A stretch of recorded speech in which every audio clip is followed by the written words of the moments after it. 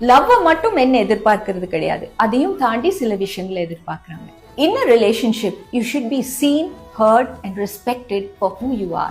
எப்பவுமே மென்னோட ப்ராப்ளம்ஸ்க்கு logical solutions நிறைய கொடுப்பாங்க. ஆனா அவங்களுக்கும் எமோஷனல் சப்போர்ட் அண்ட் அவங்க ஃபீலிங்ஸை யாராவது அண்டர்ஸ்டாண்ட் பண்ணிக்கணும் அப்படின்னு நினைப்பாங்க. இதை நீங்க ஆஃபர் பண்ணா மட்டும் போதும், அவங்க சொல்யூஷனை அவங்களே கண்டுபிடிச்சிருவாங்க.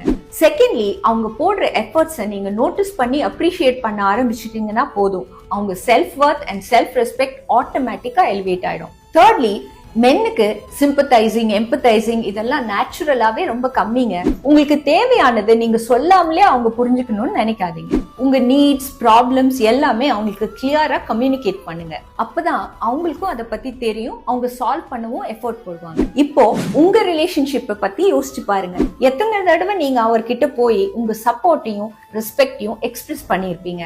அப்படி இல்லைன்னா இப்பவே போய் பண்ணுங்க. It's not too late.